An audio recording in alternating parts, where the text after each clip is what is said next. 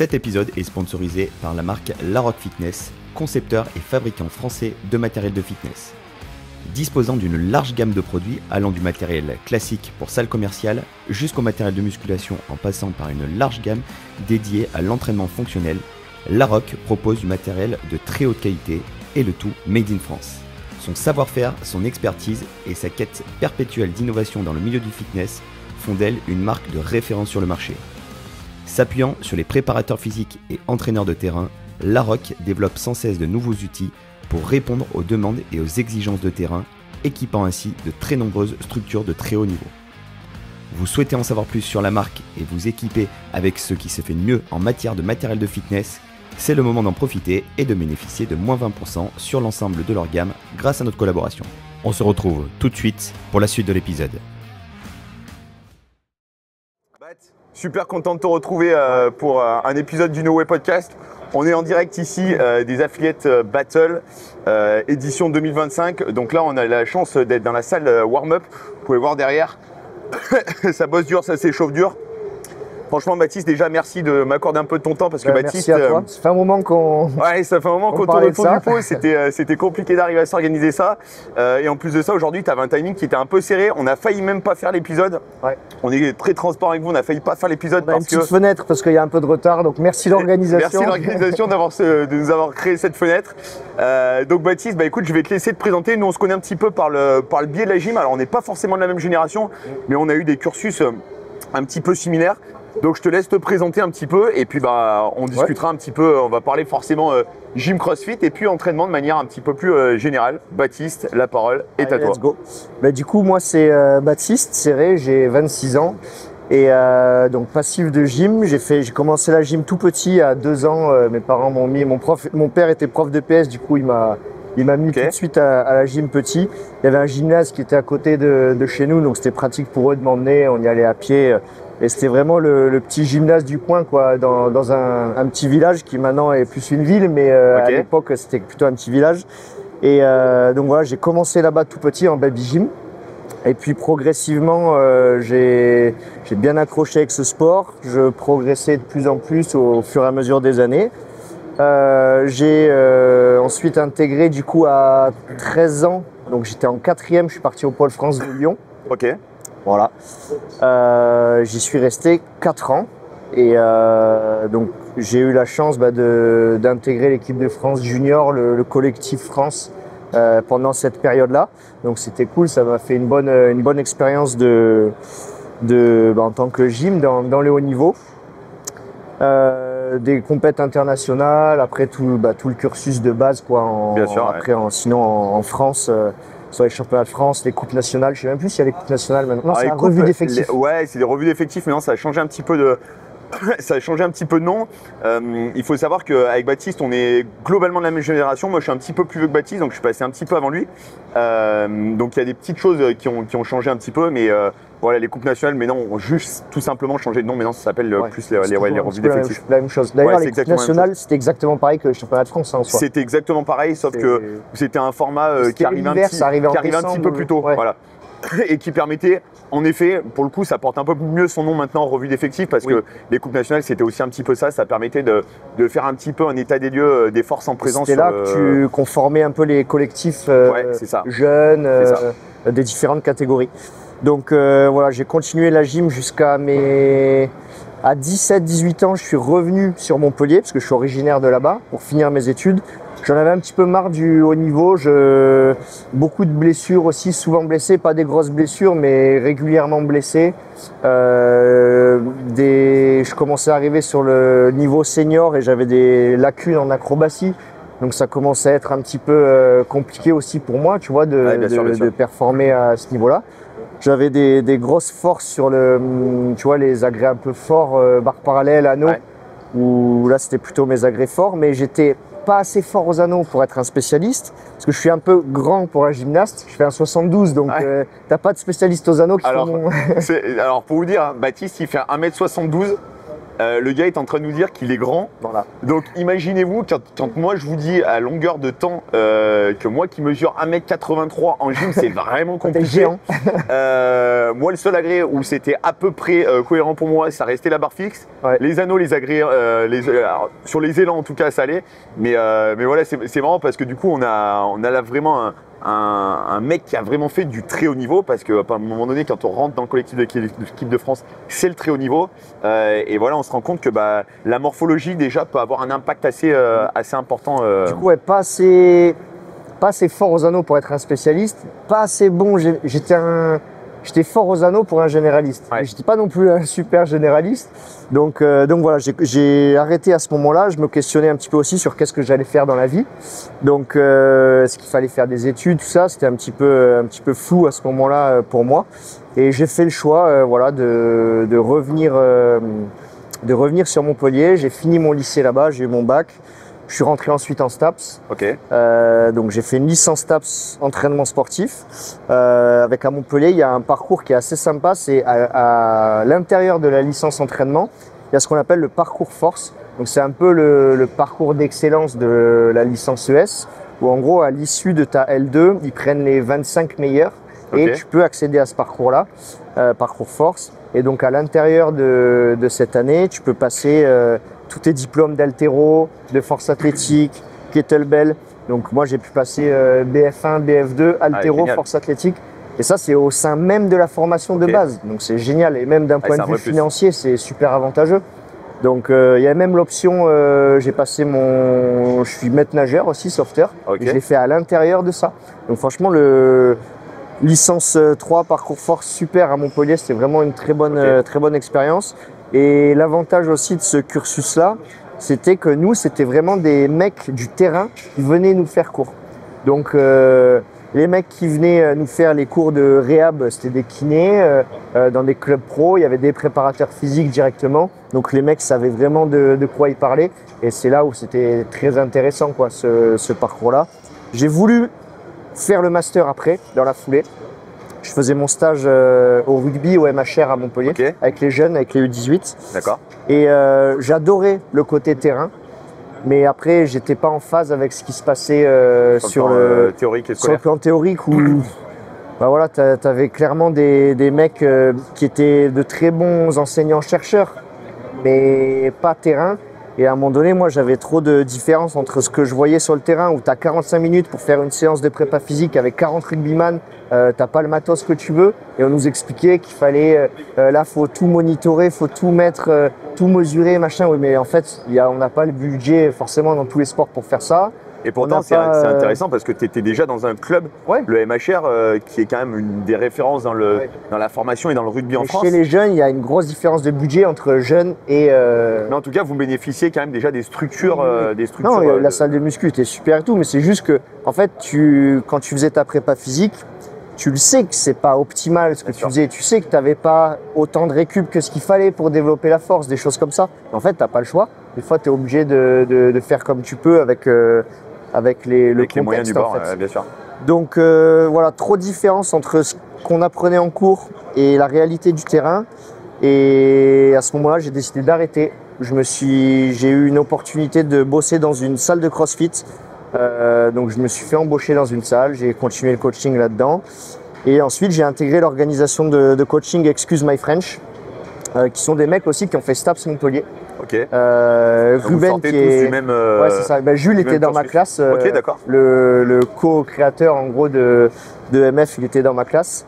Et Ruben, qui est plus vieux que nous, lui avait fait STAPS à Montpellier quelques années avant. Mais sinon, on vient tous de Montpellier en soi. Ok. Et il y a juste Hugo après qui nous a rejoint et Paul qui n'ont pas fait STAPS à Montpellier. Mais donc voilà, j'ai intégré cette organisation de coaching. Et puis progressivement, j'ai eu de plus en plus d'athlètes à ma charge. Donc j'ai arrêté le coaching en salle. Donc là aujourd'hui c'est voilà, les coachings avec EMF et je développe aussi mes séminaires de gym. Voilà, comme toi, j'essaye d'apporter un petit peu l'expérience et l'expertise qu'on a de notre parcours de gymnaste pour aider les adhérents, les coachs à progresser du mieux possible. Donc voilà, je pense que comme ça vous me connaissez bien. Ouais, c'est une sacrée belle présentation. Ça En tout cas, ça donne envie de discuter. Moi, j'aimerais qu'on revienne un petit peu sur ta carrière de gymnaste et sur ce que tu penses que ça a pu t'apporter, en tout cas, aujourd'hui dans ton coaching.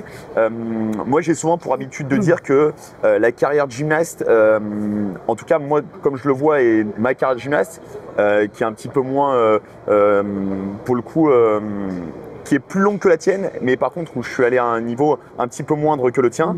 Moi, j'ai été en sport-études aussi de mon côté sur Lyon, dans une structure assimilée au haut niveau, mais qui n'était pas une structure de haut niveau. Du côté, à l'époque, je pense que ça va te parler, c'était Lyon Gymnast, avec le mythique Frédéric Pascalin, que je salue d'ailleurs s'il nous voit sur cette vidéo. Et c'est vrai que donc on a des parcours qui sont un petit peu différents, mais je pense que on a déjà pas mal échangé, on a déjà beaucoup discuté et on se retrouve sur pas mal de points. Moi, j'aimerais avoir ta vision parce que moi, j'ai souvent pour habitude de dire qu'en fait, notre passif d'athlète est un plus dans la compréhension de ce que peuvent vivre les athlètes qu'on encadre, mais en tout cas n'étant rien un gage de qualité dans notre enseignement. Ouais. J'aimerais avoir vraiment ta vision là-dessus, ce que tu en penses. Alors déjà, moi là où je trouve que c'est un plus, surtout quand j'accompagne les jeunes, je m'occupe pas mal de jeunes dans le cadre du coaching avec EMF. Et en fait, j'arrive vraiment à me mettre à leur place déjà sur, tu vois, des WOD qui pourraient par exemple rater en compétition. Je pense que c'est ultra important de trouver les mots aussi pour pouvoir rassurer l'athlète. Au-delà, c'est un peu au-delà du coaching, mais vraiment, c'est plus l'aspect mental au final. Mais je sais ce que c'est de rater quelque chose. Enfin, tu le sais aussi en gym. C'est même rare en fait que tu fasses, quand tu fais les 6 agrès, que tu fasses un tour sur les 6 sans chute. Enfin, bien si sûr. tu fais ton tour sans erreur. Sans erreur. Putain, c'est ok. On a fait une belle performance. Et donc en fait, quelque part, un gymnaste, il est tout le temps mis à l'échec, tout le temps. Et dès qu'il y a de la réussite, c'est un peu le coup de grâce au final. Et moi, ce que je dis tout le temps, je sais pas si tu seras d'accord avec moi, mais je dis tout le temps, en vrai, en gym, on est 80 voire 90% du temps en échec. Oui. Pour finalement arriver à créer 10% de réussite. Ouais. Et ces 10% de réussite, on va les intégrer dans la compétition. Et après, encore une fois, ça dépend parce que quand on est à haut niveau ou à un certain niveau, des compétitions de gym, finalement, il n'y en a pas tant que ça. Ouais. Hormis quand on a des sélections nationales après, où là, il y a un petit peu plus de tournois, il y a des Coupes du Monde, il y a des Coupes d'Europe, etc. Où là, oui, ça étoffe un peu, mais finalement, on n'en a pas tant que ça. Et je te rejoins là-dessus, sur le fait que nous, en gym, il faut être là à l'instant T. Et il faut faire un tour sur 6 agrès et il faut être bon. Et la moindre erreur, en fait, c'est pas ou en compète de CrossFit, tu peux passer à côté d'un WOD, tu peux te rattraper derrière. Il y a 6-8 WOD selon les compètes. C'est ça, ouais. Voilà. Bon, après, c'est sûr, si tu prends vraiment un tir, ça sera compliqué, mais tu as le droit à une erreur. À un certain niveau en gym, tu tombes. D'ailleurs, il y a un dicton, c'est aux arçons qu'on gagne, tu vois, parce que le cheval d'arçon, c'est un peu l'agrès où si tu réussis, la clé, tu as une grosse pression qui redescend. Ça, et tu sais que tu n'as pas le droit à l'erreur. Et c'est ça qui fait monter le stress énormément sur les compétitions de gym. Et du coup, le crossfitter, il est un petit peu moins... il subit un petit peu moins ces périodes d'échec. La sanction est moins forte, on va dire. Et du coup, le jour où il la rencontre, où il rencontre cet échec, boum, ça peut vraiment le mettre au fond du gouffre. Et du coup, d'avoir connu ça, moi je trouve que c'est vraiment un plus pour tous les athlètes que je coach. C'est que j'arrive, je pense, à trouver les bons mots pour les rassurer, leur expliquer aussi que l'échec, ça fait partie de leur construction et que sans ça, en fait, tu es obligé de passer par là. Bien sûr, c'est l'échec qui nous construit. Et est-ce que tu penses aujourd'hui, moi, en tout cas, je le conçois comme ça, moi, j'essaye d'arriver à prendre un petit peu de ce que j'ai pu recevoir en matière de coaching quand j'étais athlète et de me dire, tiens, ça, je trouve que c'était hyper intéressant, cette approche a été très intéressante, ou ça, pas du tout. Aujourd'hui, on se rend compte qu'on est face à des générations où, comme tu disais, l'échec est très compliqué à vivre, où il faut mesurer tous ces mots, tout est mesurable, tout doit être, entre guillemets, un peu lissé, un peu polissé. C'est pas forcément évident tous les jours. Moi, je sais que j'entraîne, alors toi, tu entraînes des athlètes un petit peu plus âgés. Moi, j'ai des jeunes athlètes. Et c'est vrai que on essaye de leur transmettre notre passion, on essaye de leur transmettre notre savoir, nos compétences, mais des fois c'est compliqué. Est-ce que toi, il y a des trucs sur lesquels tu te dis, moi, il y a des choses que j'ai mal vécues et je veux surtout pas retransmettre ça, et du coup, ce que tu as vécu comme quelque chose de difficile, aujourd'hui, tu essayes d'en faire une force auprès de tes athlètes. Ouais, surtout dans la pédagogie, c'est là où j'essaye de... surtout dans la gym, et il y a 10, 15, 20 ans, c'était vraiment un sport où Ouais, c'était rock'n'roll. avec le recul, tu te dis, en fait, des fois, Ouais, c'était chaud. les coachs, ils auraient pu quand même faire vraiment mieux. Je sais pas, par exemple, t'étais raide, ben, directement, c'est pas ton problème. Après, c'est à l'entraîneur de trouver des solutions pour te faire progresser en souplesse, par exemple. Et non, en fait, tu te faisais tirer dessus par l'entraîneur parce que t'es raide. Ben ouais, je suis raide, aide-moi à progresser, tu vois. Et du coup, il y a des fois où j'essaye vraiment d'être un petit peu plus bienveillant que... Pourtant, on pourrait dire, j'ai connu vraiment la dureté de la gym, la rigueur. Il faut que je sois pareil, que je fracasse mes athlètes. Mais en fait, on se rend compte que ça menait pas forcément... ça arrivait pas forcément au bout. Bah, moi, j'ai connu un petit peu cette école-là. Et je serais tenté de dire, moi, je pense pas en fait que nos coachs, je pense pas qu'ils étaient malveillants à cette époque. C'est juste que je pense que c'était culturel, c'était comme ça. Culturel, c'était dans ce milieu-là. Tu t'es entraîné avec qui, toi, au pôle à Lyon? Alors, j'allais dire, après, j'ai adoré le coaching avec Laurent Martens. Ah ouais, incroyable. Là, c'était très dur hein, quand je suis passé avec lui. Attention, c'était vraiment pas facile. Mais c'était toujours quelqu'un de respectueux et il amenait les choses comme il le fallait. Jamais il manquait de respect. Ouais, je l'ai eu en formation, c'est vrai que chez les jeunes, il était très bon pour le coup. Oui, non, moi Laurent, c'était vraiment une révélation pour moi. T'as eu que Laurent en tant qu'entraîneur? À Lyon, alors j'ai commencé à Lyon, j'avais Mathieu Tixier au début, mais ça a duré 1 ou 2 mois. Après, ils m'ont basculé direct avec Laurent. Et d'ailleurs, j'avais vu je m'entraînais avec Cameron. Avec Cameron Lee, du coup, on était dans le même groupe d'entraînement. Et au début, c'était quand même dur, mais toujours dans le respect, toujours dans la bienveillance. Et sinon, avant, j'étais avec, juste avant d'aller sur Lyon, j'étais avec Christophe Boulestro, je sais pas si tu connais. J'étais entraîneur au pôle d'Avignon. Et voilà, après, j'avais les entraîneurs qu'on avait des fois, Guy Espinas sur les regroupements France, tu vois. Cyril Rigaud. Ouais, t'as peut-être eu Rodolphe aussi. Rodolphe, mais pas vraiment, non, Rodolphe. C'est plus au moment où j'ai arrêté, lui, il commençait à s'occuper un petit peu plus des jeunes. Donc, j'ai pas tellement eu Rodolphe. Mais voilà, je pense que c'est important d'essayer de bien faire les choses avec les jeunes et de pas les traumatiser aussi, tu vois, de leur faire comprendre que le chemin vers leur victoire, il est vraiment long et que ça prend du temps.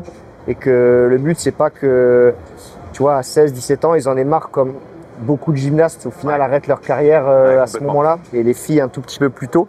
Et ce burn-out, en fait, qu'on peut retrouver avec, je sais pas si vous avez si vous avez suivi un peu la série Netflix avec Simone Biles. Avec Simone, bien sûr. C'est un petit peu cette chose-là que j'essaye d'éviter et d'être vraiment bienveillant tout en gardant de la rigueur, en gardant du respect et en essayant de leur véhiculer des valeurs qui en gym sont quand même assez fortes et qu'on retrouve pas forcément dans le CrossFit. Ou par exemple, tout à l'heure, j'en discutais avec Paul, un autre coach de MF, et on se disait, tu vois, on regardait autour de nous la salle d'échauffement, t'as les mecs avec les casques, avec les écouteurs, t'as personne qui se parle, t'as l'impression que les mecs, en fait, faut se dire que là, il y a quand même personne qui est quasiment, même en élite, qui est professionnel. Hein. Enfin, c'est les mecs... c'est un peu la réflexion, tu vois, on en parlait tout à l'heure en off caméra, juste avant qu'on fasse cette interview, et je disais que moi j'avais un petit peu de mal avec le milieu de la compétition en CrossFit, parce que, et encore, moi j'ai pas vécu la compétition de très haut niveau comme toi tu as pu le vivre, mais on a vécu quand même des compétitions avec de l'enjeu, même si ça reste, la gym c'est pas un milieu professionnel, il y a rien à gagner, on perd beaucoup plus que ce qu'on gagne, en tout cas en termes... Je vais parler principalement financier parce qu'on gagne beaucoup plus sur le plan humain, on gagne des vraies valeurs, des vraies choses. Mais c'est vrai que des fois j'ai un peu de mal où je me dis, quand je vois certains gars ici évoluer ou certaines nanas, je me dis, les gars en fait t'as l'impression que leur vie en dépend quoi. C'est assez incroyable. C'est un peu le truc où ça vient un peu aussi des réseaux sociaux, mais c'est compliqué de gérer ça parce que c'est les réseaux sociaux qui arrivent à développer cette discipline et qui fait que nous les premiers, tu vois, on essaye d'être super présents avec EMF sur les réseaux pour développer toute la structure, pour développer le monde du CrossFit aussi. Mais il faut aussi prendre un peu ça avec des pincettes. Des fois, tu as envie d'être peut-être un petit peu moins exposé, moins Tu vois, enfin, vraiment, quand t'envoies en salle d'échauffement, t'as l'impression que là, c'est une victoire au JO qui va se jouer derrière. Et fou, ça va, détends-toi, tu sais, tu sens que les mecs presque, ils sont stressés, mais nerveusement, ça va, c'est pas, tu vas pas rentrer dans une cage faire du MMA derrière, c'est pas un contre-un, tu vois. Et puis avec des, comme tu disais, des enjeux après, bien sûr qu'il faut rester dans sa bulle, et c'est pas ça que je reproche, mais il y a une différence quand même par exemple, dans sa bulle et je sais pas, en gym. En fait, moi, demain, si avec Laurent Martens, en championnat de France, j'étais arrivé avec mes écouteurs ou je sais pas, une casquette dans le truc, déjà, il m'aurait dit, ou tu connaissais Fred Lator bien sûr, bien sûr. Fred Lator, donc quelqu'un de très sévère, mais au final super bienveillant et tout, mais et avec le recul, tu dis c'était un papa, quoi, le mec pour nous. Et en fait, tu rentrais pas dans le gymnase avec une casquette, t'arrivais pas en retard, Moi, j'ai une petite anecdote. Quand j'allais en stage, juste avant d'intégrer le pôle à Lyon, toute l'année d'avant, j'allais en stage, je faisais des stages pendant les vacances scolaires à Lyon. Et un soir, j'oublie de lui dire au revoir. Il est venu me chercher sous la douche, par l'oreille, comme ça. J'étais plein de savon encore. Il est venu me chercher. Tu m'as pas dit au revoir. Mais tu te prends pour qui? Montre-moi 10 cordes. 10 cordes en caleçon, avec la mousse encore sur moi, parce que j'ai pas dit au revoir.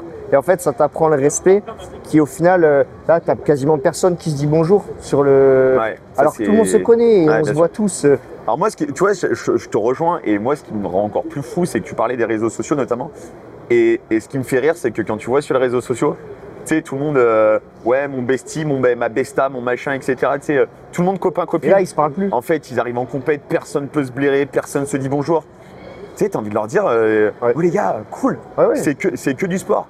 Et je trouve qu'aujourd'hui, t'as des mecs et des nanas. Encore une fois, c'est jamais bon de faire des généralités, mais c'est une ambiance quand même générale où, en tout cas, tu vois, nous, on le voit vraiment. Ouais, toi qui es en plus à l'intérieur. C'est pas pour critique, c'est vraiment pas un aspect critique quoi que je veux amener en disant ça. C'est vraiment un constat et je vous jure que c'est vrai. En tout cas, moi, je le ressens personnellement parce que j'ai connu un sport où il y avait vraiment plus de respect. Ouais. Et c'est vrai que quand je parlais tout à l'heure de valeur de choses que ça avait pu nous amener, franchement, la gym, je pense que ça nous a vraiment amené cette culture d'effort, cette culture de la rigueur, de dire bonjour, merci, au revoir. Enfin, c'est des trucs aujourd'hui qui peuvent paraître tellement élémentaires. Moi, le jour, je vais reprendre pareil, une anecdote. Pareil, j'ai un gamin qui m'a dit, qui est parti du gymnase, ils savent qu'ils doivent dire bonjour, merci, au revoir. Le gamin, il est parti sans me dire au revoir. Il a oublié, mais il n'a pas oublié. C'est parce que juste l'entraînement, la fin de l'entraînement, c'était pas forcément très bien passé. Il était un peu frustré, il avait raté. Ok, pas de problème, tu vois, tu peux partir énervé. Et il est parti sans me dire au revoir. Et j'ai dit à sa mère, elle m'a dit, t'as pas dit au revoir là? Je lui ai dit non, il m'a pas dit au revoir. Je lui ai dit, je te le dis, demain, je vais pas le prendre à l'entraînement. Elle me dit non, tu vas pas le prendre demain à l'entraînement, mais tu vas pas le prendre toute la fin de la semaine. Et pour te dire en fait, et c'est très très rare parce que tu as des parents, tu leur aurais dit, en fait, il viendra pas demain. C'est quand même bien, tu vois, que t'as des parents qui m'auraient dit, ouais, mais en gros, t'es le dernier des cons, machin, etc. Tu vois, où ça aurait vraiment pu partir loin, alors qu'en fait, dire bonjour, au revoir, c'est la base. Tu vois, il y a des gens ici, tu vois, pareil, ouais, tu sens que, ouais, il y a cette tension, cette électricité, alors qu'il y a rien à gagner, quoi. Non, ouais, c'est. J'en parlais à Ruben tout à l'heure. Ruben qui a fait un petit peu de MMA, du coup, le honneur de MF. Et je lui ai dit, mais gros, j'étais même pas à l'aise, moi. J'étais là, je coachais K1. Je vais voir Ruben, je dis, mais gros, mais là, j'ai l'impression qu'il y a deux mecs. Tu vois, Ruben, il m'a dit, bah ouais, j'ai vraiment l'impression que qu'il y a deux mecs qui vont s'affronter après sur une cage et qui vont partir, quoi. Mais non. Ouais. C'est là, c'est tendu, ça va les gars. Vous pouvez être dans votre bulle tout en s'il faut déconner, s'il faut je peux passer sur ta barre. Ça va. Et c'est marrant parce qu'en plus de ça, ça va presque à l'encontre de la philosophie CrossFit, où la philosophie CrossFit en réalité, oui, il y a la notion de compétition, il y a la notion de confrontation, mais en réalité, l'idéologie CrossFit à la base, c'est de voir l'évolution de son propre fitness dans le temps. Donc en effet, il y a la notion de compétition et pour moi, c'est devenu quelque chose d'un peu dérangeant, justement, les compétitions de CrossFit, parce que du coup, on en a perdu un petit peu la philosophie initiale.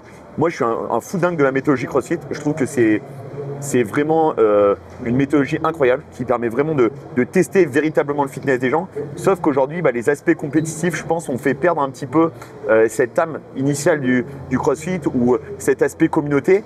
Et on se rend compte que même l'aspect communauté aujourd'hui, c'est un peu compliqué. Alors dans les box, on arrive à le garder un petit peu. Mais pas. Et c'est pas de souci. il y a l'aspect pas sur la compète. l'aspect communauté, mais l'aspect communauté, en fait, on se rend compte que c'est presque devenu du communautarisme quand on est en compète, Oui. où c'est presque les box les unes Et contre les autres, les tu programmations montes les en unes niveau, contre les autres. Et plus c'est encore de pire en pire. Ouais, ouais. C'est de pire en pire. C'est fou, alors que pourtant, je veux dire, il y a l'aspect, comme tu parlais tout à l'heure, des réseaux sociaux, où finalement les réseaux sociaux ont permis peut-être au CrossFit de faire exploser le CrossFit. Mais ici, il y a cet aspect néfaste. Il y a un aspect qui est, à mon avis, pas négligeable, c'est de se dire, les réseaux sociaux, tiens, on voit un tel qui est capable de faire ça. Mais attends, finalement, si ce mec il est capable de faire, moi je suis peut-être aussi capable. Donc ça crée une émulation. Et en même temps, ça crée aussi ce. Tu vois, je sais pas toi, mais en tout cas en gym, j'ai pas l'impression que, même s'il y a des mecs qui étaient tes adversaires, Non, il y avait toujours pas le souvenir de me dire, Non. enfin, et d'entendre ce que là j'entends. Ah, lui ici, ça. Ouais. Non, Et tu vois, les gars, on se retrouve tous en stage là dans 2 semaines. Bon, trop cool. Notamment sur un truc qu'on retrouve, dont on entend souvent parler dans le CrossFit, on parle souvent de dopage, etc. Moi, en compétition de gym, j'ai entendu des rumeurs. Ouais, mais un tel, il est peut-être chargé. En fait, on n'y portait même pas attention. Ouais. C'est ok, bon. Ouais. Ok, super. Bon, on verra, peut-être qu'un jour il sera testé. Et puis voilà. Aujourd'hui, là, on a l'impression que même si on pouvait balancer le mec à droite, à gauche, tu vois, on le ferait, quoi. Ouais. Et c'est assez fou parce que ça permet justement d'avoir cette différence et cette idéologie que nous on a, enfin qui n'est pas une idéologie, mais en tout cas cette vision qu'on a de l'entraînement nous en gym. Et quand on arrive dans le CrossFit, moi au début, je me suis dit, la méthodologie est cool, mais qu'est-ce que c'est que ce sport, quoi, où les mecs, c'est un concours de sgeg, quoi. C'est un peu ça, quoi. C'est clair, c'est pas un peu, c'est clairement ça. C'est un peu ça, ouais. C'est un peu ça. Putain, en parlant de dopage, d'ailleurs, il y a la FLD qui est venue. Oui, hier. j'ai vu Merlin qui s'est fait contrôler. Donc ça, pareil, c'est quelque chose de très bien, je trouve, qu'on fait les c'est athlètes très cool. battle. C'est très cool. Ça devrait être obligatoire Ouais. sur toutes les grosses compètes comme ça. Ouais, complètement. Et là, il y a le fils donc, de Pierre Oui. Doré Merlin qui est un vrai espoir du CrossFit, la Cantine, qui s'est fait contrôler. J'ai vu Ouais, hier. j'en parlais J'ai vu avec Pierre. sa petite story Instagram, premier contrôle, etc. Donc oui, ça en effet, je trouve que c'est très cool. Deuxième chose que je voulais aborder avec toi, Baptiste, je voulais avoir un petit peu ta vision, toi qui es pour le coup beaucoup plus impliqué encore que moi dans le CrossFit. Quelle est ta vision de la gym, l'évolution qu'elle a et peut-être les manquements qu'on pourrait retrouver en CrossFit, voire peut-être si on partage des visions et des points de vue qui sont un peu différents. Alors, on se rend compte que la gym, malgré tout, elle prend de plus en plus de place dans les WOD, des skills de plus en plus élevés aussi. Donc maintenant, ça suffit plus de juste savoir faire un ring muscle-up. Tu regardes les vidéos des games à l'époque. 2015. Ouais. 2015, les nanas, c'était, je crois. Muscle-up, putain, tu vas aux games, quoi. Je crois que c'était Toris de Tir, ou Davis de Tir, je me rappelle plus, qui avait passé 2-3 muscle-up. Et à l'époque, en 2015, c'était un exploit. Enfin, c'était pas, quand même pas il y a 50 ans, hein, c'était il y a tout juste 10 ans. On se rend compte que là, aujourd'hui, les meufs, ça envoie des séries de muscle-up de 10-15 unbroken, quoi, sans problème. Franchement, un niveau de skills qui augmente. Là, tu vois, le WOD d'avant, ils avaient quand même 3 passages de rampe à faire. Ouais, avec les escaliers. Enfin, 3 allers-retours. Donc, au final, 6 passages, une fois dans un sens, une fois dans l'autre. Donc, ça demande quand même aussi de t'adapter. Tu vois, une fois, tu montes par la pente, une fois par les escaliers.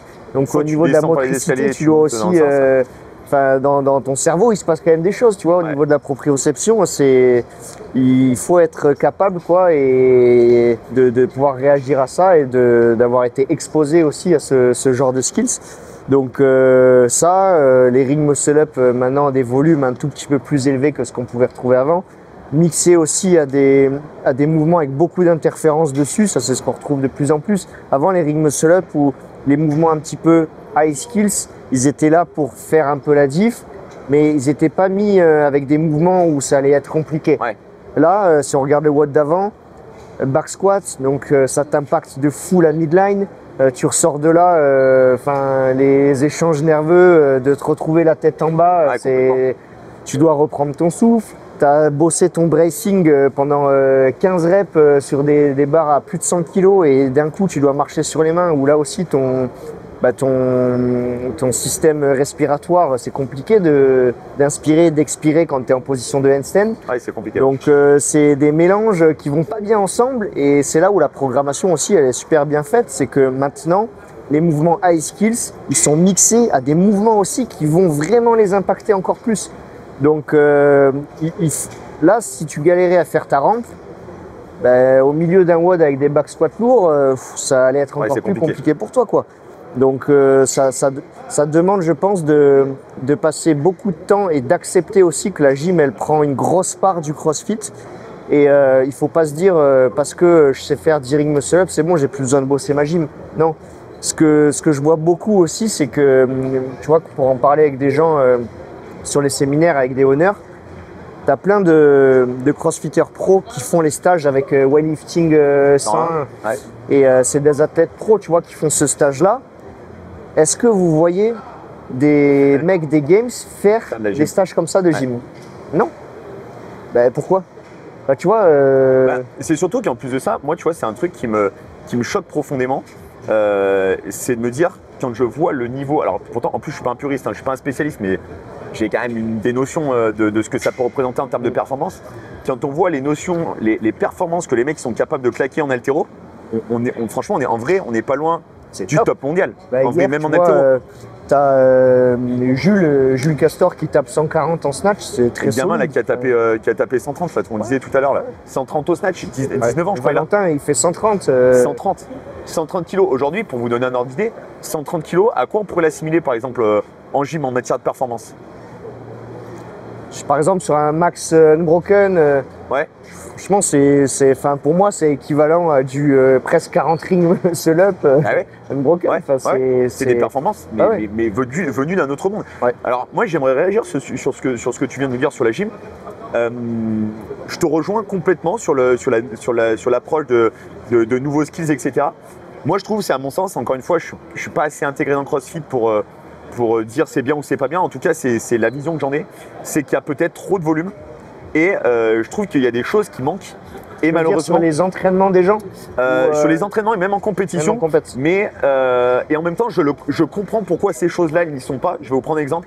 Par exemple, pour moi, je trouverais ça cool qu'on ait plus d'épreuves en isométrie. Ouais. Et en même temps, je serais tenté de vous dire, c'est pas très visuel, c'est pas très télégénique. Ouais, je pense que c'est plus pour ça qu'il n'y a pas ce genre de test. Aujourd'hui, tu vois, tu fais des tests, par exemple, pendant le confinement, Rogue avait fait ça, tu sais, le max time L-sit. Tu vois, je trouve que ça pourrait être un truc. On teste vraiment, on est vraiment dans un test fonctionnel d'endurance de force au niveau des abdos, au niveau des flèches il y a 2 ans. Alors, je sais plus si c'est au French ou dans une des compétitions que j'ai vues en programmation, il y a eu un truc strict là, il y a pas longtemps, il y a eu une épreuve en max time. Mais encore une fois, je le comprends par rapport, et c'est pour ça que je trouve qu'il y a une interférence justement entre le sport du CrossFit et la méthodologie où on teste vraiment le fitness des gens. Oui. Et ça, pour moi, c'est un truc qui manque. Après, c'est bien parce que là, par exemple, on a eu la nouveauté avec les pullovers, on a eu ce genre de choses. J'ai trouvé ça très bien qu'il y ait eu, par exemple, les HSPU strict wall face contre. Alors, je crois que c'est pas wall face qu'ils appellent ça, c'est chest. Wall facing, enfin bref. Vous aurez compris de quoi on veut parler. Ça, je trouve ça très bien. Et là, ça met en lumière parfaitement ce que tu dis. C'est qu'il y a 2-3 ans, quand ils ont fait ça, cette première épreuve aux Games, des mecs qui étaient capables de jerker, je sais pas, des 160, 170 au-dessus de la tête. Les mecs se sont retrouvés en difficulté à faire 10 répétitions sur ce genre de skills qui sont quand même pas. Moi qui suis un putain de lâche physiquement, je suis capable d'aligner 10-15 strict HSPU wall face et pourtant avec des grands bras leviers, avec une morphologie qui est toute sauf faite pour ce genre de choses. T'en as, tu vois, moi qui me disent, mais des mecs super forts en strict press par exemple. Je galère en strict HSPU, je vais aller faire encore plus de strict press. Attends, mais t'as combien en strict press? 95 kilos? Mais arrête, t'es déjà super fort. Va bosser ton alignement. Etc. Et donc, les gens n'ont pas cette réflexion, cette maturité, je sais pas, de se dire que la gym, ça se travaille comme tout autre. Et je reprends ton exemple, en plus de ça, c'est d'autant plus intéressant ce que tu sais, tu parlais de weightlifting 101. Alors moi, je l'ai jamais fait, mais j'ai beaucoup de connaissances qui l'ont fait.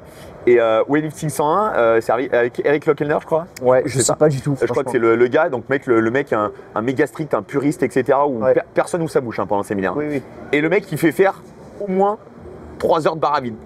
Où le mec te fait faire du placement, jerker pendant 3 heures barre à vide. Là, ça pose de problème à personne. Par contre, quand tu commences à faire 1 heure ou 2 de gym au sol avec des placements, du travail éducatif. Ça, le travail éducatif, c'est un truc qui est très présent nous en gym et je trouve qu'il manque énormément dans l'entraînement là purement CrossFit. Donc c'est pour ça que c'est intéressant notre approche tous les deux avec Baptiste parce que justement on essaye d'apporter ça, cette vision de l'éducatif et de la construction étape par étape des skills. Et c'est vrai que les gens n'y passent pas du tout de temps. Non. Alors que pourtant c'est la base. Je veux dire, et en plus de ça, quand on voit que les gens passent beaucoup de temps sur l'haltéro, je sais pas, moi je pense qu'avant d'être capable de mettre de la charge et de manipuler une charge dans l'espace, c'est peut-être déjà bien de savoir bouger son corps, son propre corps dans l'espace. Donc ouais, je te rejoins là-dessus sur cette dimension aujourd'hui.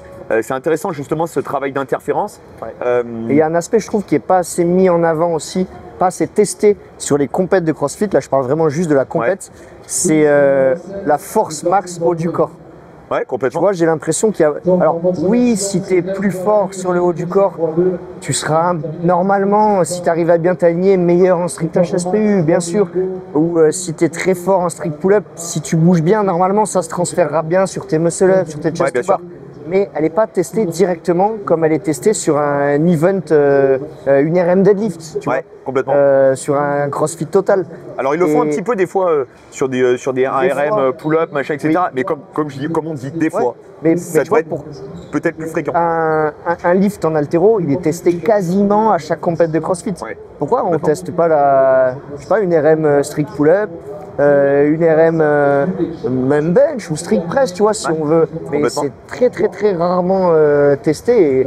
Et une RM strict HSPU, lesté, enfin j'en sais rien, ou des déficit, tu vois. Et je trouve que tu vois, pour revenir à ce que pour venir en complément de ce que tu dis, on se retrouve, tu vois, où je trouve qu'il y a beaucoup plus d'exigences sur l'haltéro qu'il y en a sur les gyms, par exemple.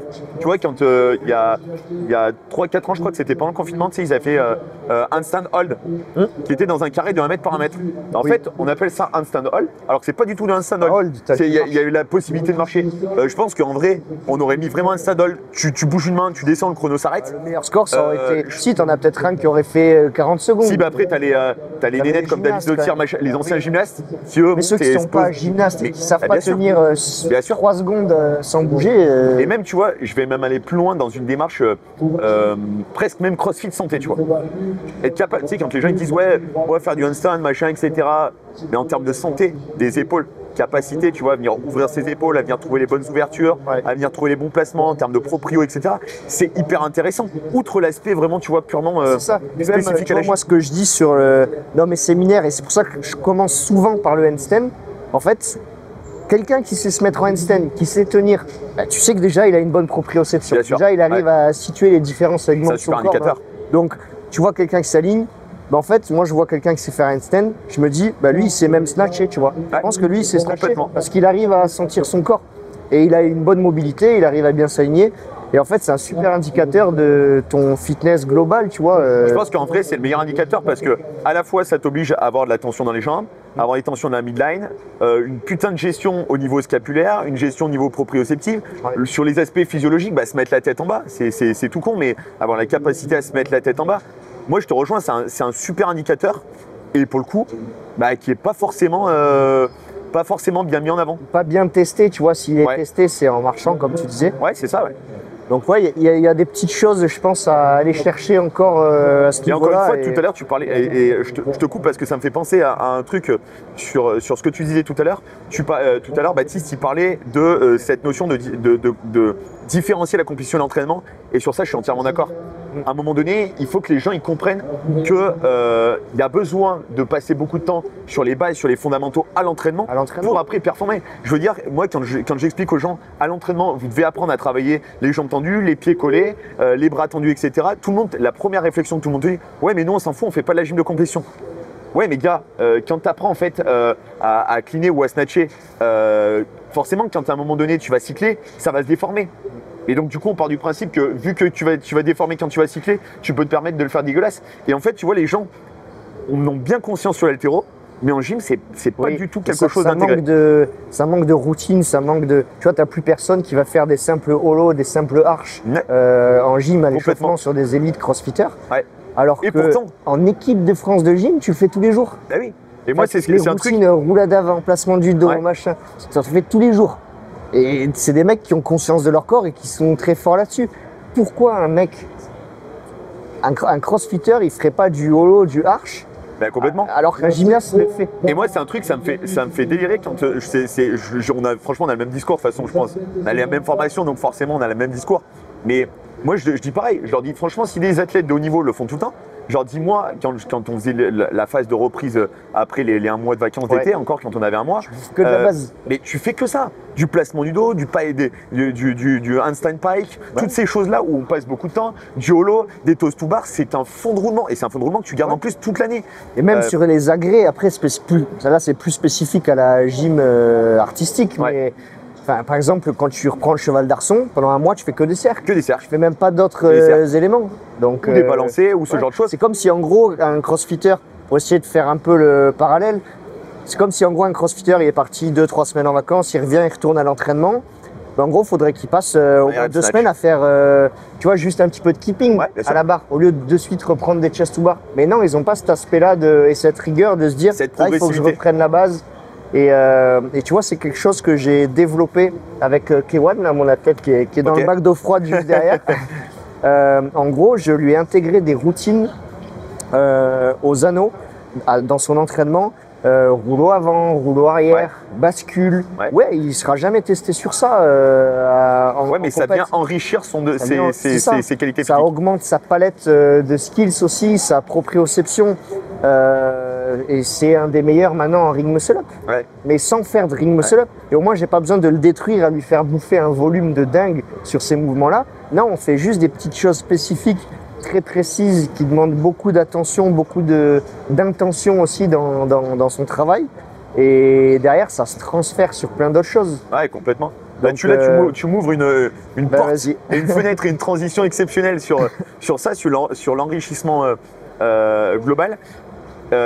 Et je pense que tu as dit quelque chose de super intéressant, où aujourd'hui, tu essayes de diversifier un petit peu, déjà pour pas tomber dans la monotonie. Et c'est ce qu'on retrouve souvent en gym, les gens, pourquoi ils laissent un peu le truc de côté, parce que c'est souvent la lassitude, la monotonie de faire tout le temps la même chose, qui peut être compréhensible. On l'a connu, on sait ce que c'est, sauf que nous, on poursuit des objectifs bien précis, on savait qu'il fallait passer par là.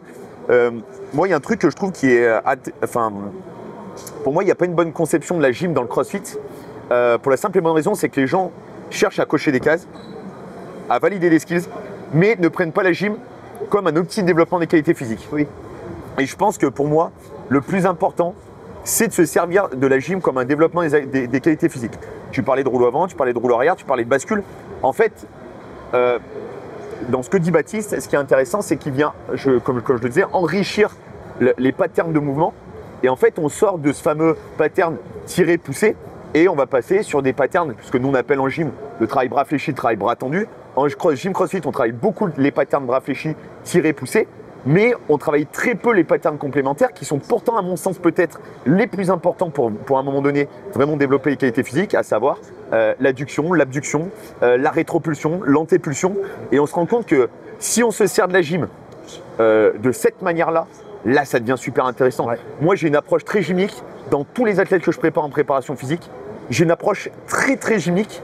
Oui, mais pourtant, même avec des mecs qui vont faire du vélo, par exemple. Oui, voilà. Moi, j'ai des mecs qui font de la descente en vélo. J'ai des mecs qui font de la moto. Je suis dans un cadre en ce moment qui tourne autour de ça. J'ai une approche très, très gymique. Ne serait-ce que pour de la proprio. Je leur fais faire du trampo. Je leur fais faire du rebond bras tendu sur un trampoline pour qu'ils apprennent à verrouiller leurs bras. Pour que ça soit non plus les bras qui travaillent, mais plus le vélo ou la moto.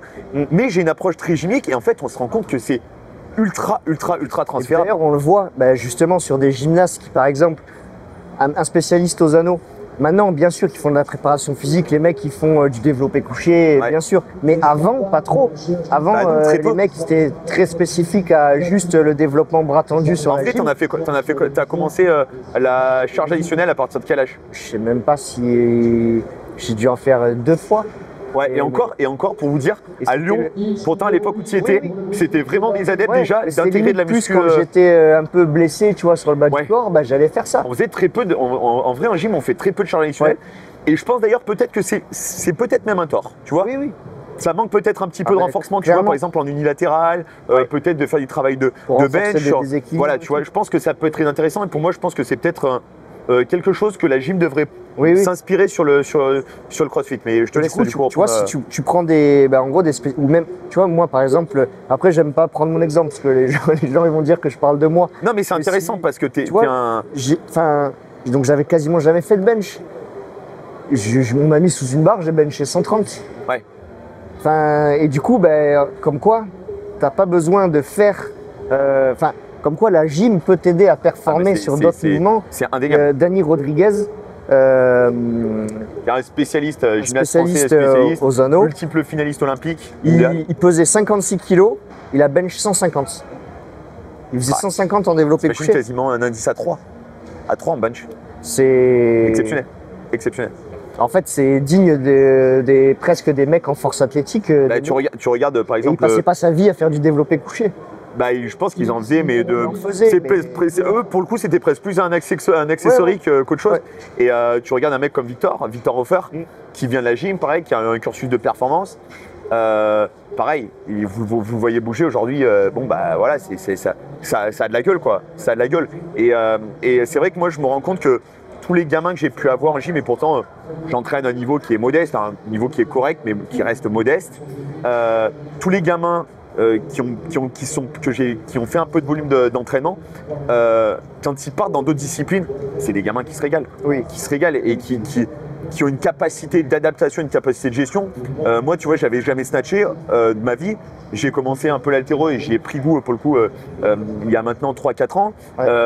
Première fois que j'ai snatché, je crois avec de la charge, j'ai déjà snatché, je crois, la moitié de mon poids de corps et j'ai mis 6-8 mois pour snatcher mon poids de corps. Ouais. Donc alors, encore une fois, moi je fais un peu plus de 80 kg, les gens ils vont dire ouais bah 80 kg, tu restes un bébé. Oui ok, par contre les gars je liftais une fois, vraiment 2 fois par semaine, quand la porte était ouverte et que le vent me poussait sous la barre quoi. J'avais eu l'occasion de faire un petit peu d'haltéro quand je faisais mes stages en STAPS, je faisais mes stages dans une salle de gym, faire la prépa physique. Okay. Et je faisais faire de l'haltéro aux filles et aux mecs, des jeunes, ils avaient entre 12 et 15 ans. Il faut 2-3 séances, c'est bon, ils comprennent. Triple extension, barre proche de moi, chute sous la barre, voilà. Puis même la capacité en effet à se placer. Moi j'avais une petite pendant le Covid, tu vois, on ne pouvait plus s'entraîner, on s'entraînait dehors. Donc j'avais dit au club, on va investir, on ne peut faire qu'une chose, c'est développer les qualités physiques. Achetez-moi des 3 racks à squat, des plates, machin, des barres. Ouais. Je venais de débarquer en CrossFit, je venais de me rendre compte vraiment l'intérêt de ce que pouvait apporter le squat, etc. Chose que je ne faisais pas avant. Je me suis dit, bon, bah allez, c'est le moment de le faire. J'ai une petite 48 kg de poids de corps, elle a back squatté 95 ou 96. Ah ouais. Monstrueux. Bon, elle a des qualités, je vais pas mentir, elle a des qualités physiques hors normes. Ouais. Mais par contre, quand je vous le dis, c'est sans lifter, sans ceinture, sans genouillère, je suis par terre, sur du goudron. Exceptionnel. Mais par contre, on a fait 4 mois où on squattait 4 fois par semaine. Voilà. Et en ayant toute une approche avec beaucoup de renforcement à côté, en faisant les choses intelligentes. Ah ouais. Et je me suis rendu compte, pour le coup, là, tu vois, ça va aller dans l'autre sens, que le travail autour du squat, j'en ai fait faire beaucoup plus là, sur ces 4 dernières années parce que c'est quelque chose que j'ai appris. Ouais. Et parce que c'est quelque chose que je ne maîtrisais pas, j'ai appris à le maîtriser. Je me suis entouré des gens qui sont bons, qui sont compétents dans le domaine pour pouvoir l'intégrer dans les entraînements.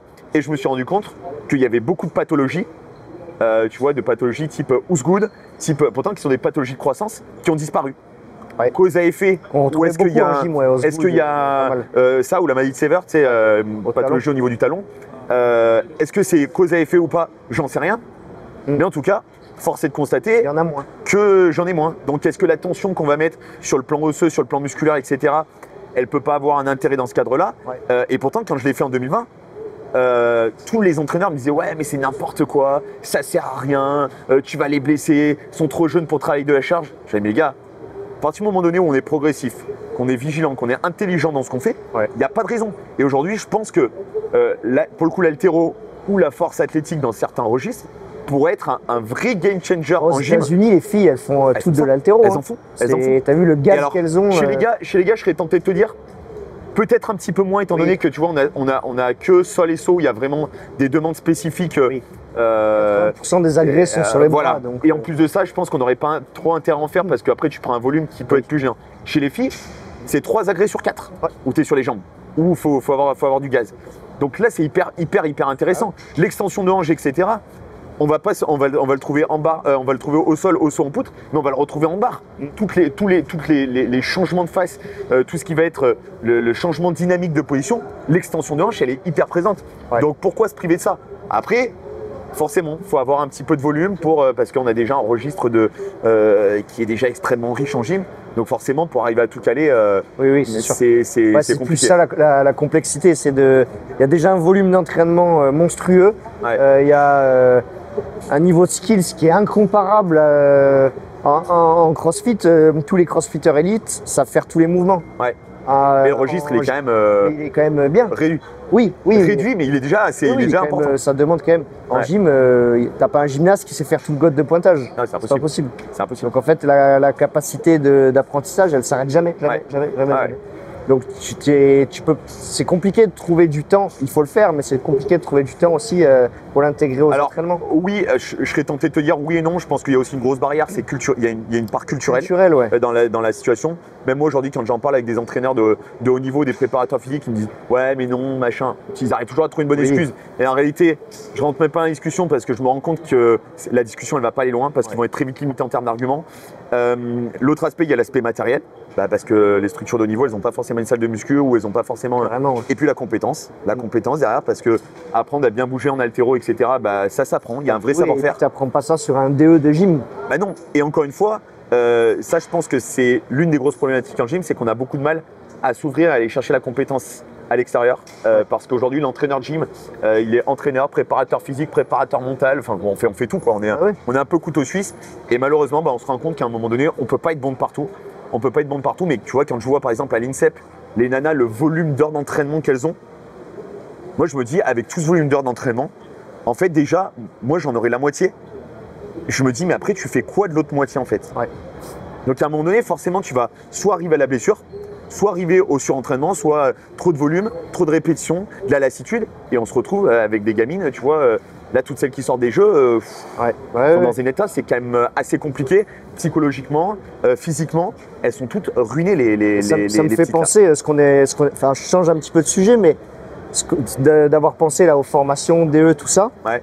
En gros, ce qui manque un petit peu dans le CrossFit, je trouve, c'est que la majorité des coachs de CrossFit ont soit un BP, soit une licence STAPS. Ouais. Donc, où là, tu as quand même de la formation haltéro. Après, je pense que ça varie beaucoup en fonction de l'organisme de formation dans lequel tu es. Complètement. Mais globalement, voilà, tout ce qui est haltéro, force athlétique, se placer sur un squat, sur un soulevé de terre, sur un développé couché, tous les coachs C'est abordé, savent ouais, plus bien ou sûr, moins. ouais.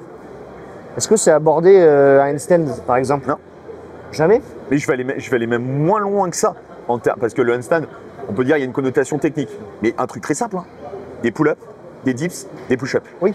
Est-ce que ça, c'est quelque Déjà chose juste de la force haut du corps. qui est vraiment Est-ce que enseigné? tu apprends à te placer sur un dip, sur une pull-up? Non. Et encore une fois, il y a des gens, moi, quand je leur explique, quand je fais les séminaires, je leur dis voilà, la pull-up, il y a plusieurs manières de faire. Sur la gym, voilà dans quelles conditions je vous demandais d'exprimer votre pull-up, votre chest, etc. Oui. Et la plupart, tu as l'impression, ils te disent ah ouais, mais en fait, là, tu es en train de révolutionner notre manière de voir les choses. Alors qu'il n'y a rien de révolutionnaire. Je me dis ah ouais, Oui, là, on c'est part juste quand même que toi, vraiment de t'es loin. formé là-dedans, c'est ton domaine. Bien sûr. Et c'est pour ça que je pense qu'aujourd'hui, et c'est pour ça que moi j'ai créé The Gymnastic Institute, qui est donc ma formation en ligne, justement pour apporter des outils, pour apporter des éléments, pour apporter une démarche d'apprentissage que nous on a mis 15-20 ans qu'on a éprouvé. Parce que moi ce que je fais, je pense que tu es pareil, ce qu'on met en place en matière de skills, c'est des choses qu'on a éprouvées pendant des années et des années. Ouais. Et c'est là où c'est intéressant.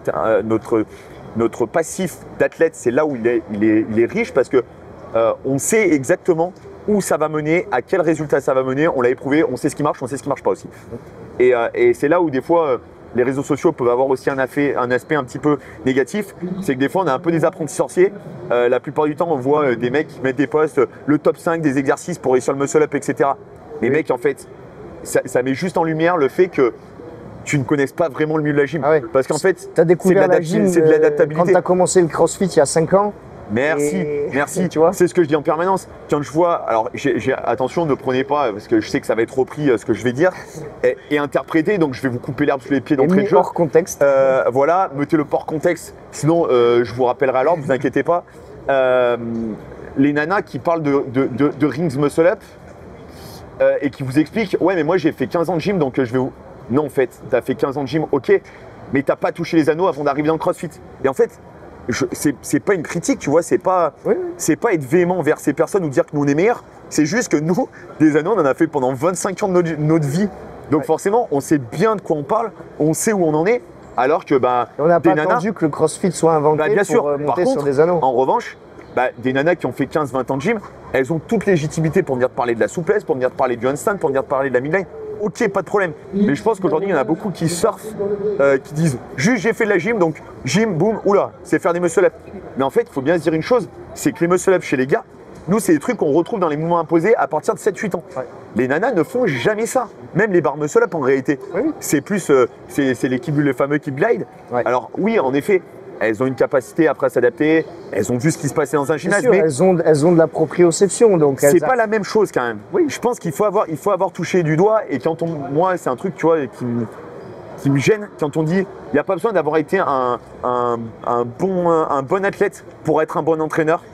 Je pense quand même qu'à un moment donné, quand on coach sur de la compétition, je précise bien sur de la compétition et non peut-être sur du crossfit santé ou du crossfit comme on va retrouver dans 80-90% de nos box, il faut avoir fait de la compétition et il faut avoir été à un certain niveau. champion du monde, non, mais d'avoir un certain niveau comme tu dis. Il faut avoir touché à l'entièreté de ce qu'on va retrouver dans le... Pour savoir de quoi tu parles. Ouais. Et avoir l'expérience de savoir ce qui a fonctionné, ce qui n'a pas marché, au contraire. Ce à quoi on est confronté. Ouais, voilà. Parce que, je veux dire, à un moment donné, c'est bien beau de dire, moi, je fais de la gym, je vais vous expliquer comment on fait des muscle-up, alors qu'en fait, tu as commencé la gym, les anneaux, juste quand tu arrives dans le crossfit. Donc, en fait, tu as finalement la même expérience que les autres. Ouais. Tu n'en as pas plus quoi, que les autres. Et tu vois, moi, c'est vrai que c'est dommageable. C'est marrant parce que ça me fait penser quand je commençais au début à faire du crossfit, quand j'ai commencé, on me reprenait sur mon keeping aux anneaux. Ouais.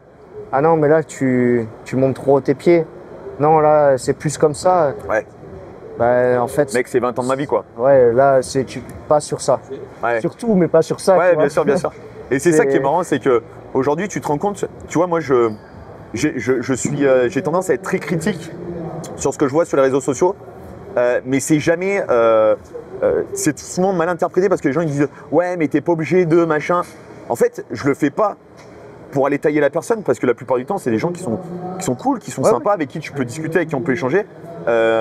Et même moi, tu vois, par exemple, moi je suis arrivé dans le milieu du CrossFit grâce à Guillaume Guillou, et il y a plein de choses sur lesquelles on n'est pas d'accord sur la gym, mais à la sortie, le résultat est le même. Donc on peut ne pas être d'accord, on peut être critique les uns envers les autres, ça me pose pas de problème. Mais par contre, il y a quand même des choses sur lesquelles tu peux pas les critiquer des gens sur certaines choses, alors que ça fait 20 ans qu'ils sont dans un milieu. C'est des techniques qui sont approuvées, éprouvées, et tu peux pas. Enfin, tu vois, voilà, c'est comme si demain tu vas expliquer à Matt Fraser comment il faut lifter, quoi, dans CrossFit. Non, mais tu peux pas, c'est pas possible. Tu peux pas aller, même si tu as des connaissances sur un domaine, tu peux pas aller expliquer à un entraîneur d'haltérophilie et qui a eu un certain niveau en coaching et en tant que pratiquant que non, il vaut mieux faire comme ça en snatch. Ouais. Non, bah non. Ah, ben non, c'est pas possible. Et ça, c'est vrai que, tu vois, aujourd'hui, dès que tu dis quelque chose, c'est ouais, mais tu veux de la raconter ou tu veux étaler ta science. Mais non, en fait, c'est juste que, Après, moi, pourquoi je suis critique? Ils peuvent pas comprendre, en fait, parce qu'ils ont, tu vois. Oui, ben, je pense qu'en fait, c'est le problème, c'est qu'ils ignorent ce qu'ils ignorent, en fait. Et ça, le problème, c'est que, non, en fait, je suis pas là pour étaler ma science, c'est pas du tout ça. C'est juste qu'en fait, j'ai trop de respect pour mon sport. J'y ai passé trop de temps pour qu'on puisse venir dire tout et n'importe quoi. Ouais. Et ça, tu vois, c'est un truc où moi, il y a des personnes aujourd'hui qui sont coachs spécialisés dans la gym, qui sont en CrossFit, qui sont issus du milieu de la gym. On n'est pas là pour balancer des noms, et encore une fois, j'ai du respect pour ces personnes-là, mais qui, à mon avis, donnent une mauvaise image et dégradent la qualité de ce que nous, on essaie justement de proposer en disant, ben, en 5 ou 6 semaines, atteins le résultat de tes rêves, tu vois. Cette version un petit peu trop influenceur, un peu trop Instagram, moi elle me dérange parce qu'en réalité, on sait que c'est pas le cas. Toi, je pense que déjà à l'origine, tu avais des qualités physiques. Je pense que de naissance, moi j'ai été un gymnaste qui n'ai jamais eu des qualités physiques. Ça a toujours été pour moi un calvaire de faire de la préparation physique. Donc je sais vraiment ce que c'est que d'être dans la galère pour développer des qualités physiques. Et aujourd'hui, quand je vois ça, ça me dérange parce que tu as des gens qui vont prendre cette programmation, qui vont s'impliquer à 200%, qui vont tout faire bien et qu'à la sortie, ils vont pas avoir le résultat qu'on leur a promis. Et ces gens-là, je pense qu'on peut très vite les détruire, très vite les dégoûter de la gym ou même peut-être même du CrossFit de manière générale, juste parce qu'en fait, ils n'ont pas des qualités physiques initiales. Je veux dire, aujourd'hui, clairement, les gens, s'ils prennent ta programmation Muscle Up, demain, personne ne sera capable d'avoir tes performances, par exemple, sur ce que tu fais. C'est quoi ton père en ring muscle up, en keeping muscle up. En strict, 34? Non, en keeping. En strict, j'ai fait 18 ou 19. Ce qui est déjà énorme. C'est énormissime. Mais demain, c'est comme si toi tu dis, si vous suivez ma programmation, demain vous allez faire 18. Oui. Non. Moi qui ai fait de la gym, même si je suis la proc de Bat, je la suis à la lettre, je m'y colle pendant 1 an, mais c'est impossible. Parce que Bat, il fait 1m72, 1m72, 73. Moi, je fais 1m83. On n'a pas les mêmes bras de levier. On a une distance qui va être beaucoup plus grande. Et c'est pour ça qu'aujourd'hui, je reviens à ce que je disais tout à l'heure, la notion des 5 skills pour réussir ton muscle up. Non, en fait, la gym, c'est un sport qui nécessite tellement d'adaptation, tellement de personnalisation, peut-être plus que n'importe quelle autre discipline, Bien sûr. qui fait qu'aujourd'hui, on ne peut pas vendre un résultat. Et en fait, moi, c'est ce que je dis tout le temps dans les programmations. Quand je vends quelque chose, je ne vends pas un résultat. Et c'est ma fierté, je vends du travail et je vends un chemin. Alors, je vais faire un peu le mec sec, un peu le gourou, tu vois, mais un chemin initiatique qui va t'emmener vers du travail et vers apprécier plus le travail finalement que le résultat. Ouais. Parce qu'en réalité, que vous sachiez faire un muscle up ou pas, le lundi, quand vous allez retourner au bureau, moi, c'est ce que je dis tout le temps, tout le monde s'en branle. Par contre, être capable de tracter des choses, être capable d'avoir développé des qualités physiques grâce à la gym, ça va être transférable dans votre quotidien parce que vous allez peut-être pouvoir jouer avec vos gamins, peut-être quand vous avez un certain âge, jouer avec vos petits-enfants, peut-être être capable de sortir d'une situation parfois qui pourrait peut-être être complexe, mais en réalité, que vous marchiez sur les mains ou que vous fassiez des muscle-up, ça satisfait qu'une seule chose, c'est votre ego. Le lundi, quand vous retournez au taf, et ça rejoint exactement le début de notre discussion. En réalité, tout le monde s'en branle, donc je pense qu'il faut savoir replacer un peu son ego de côté. C'est clair.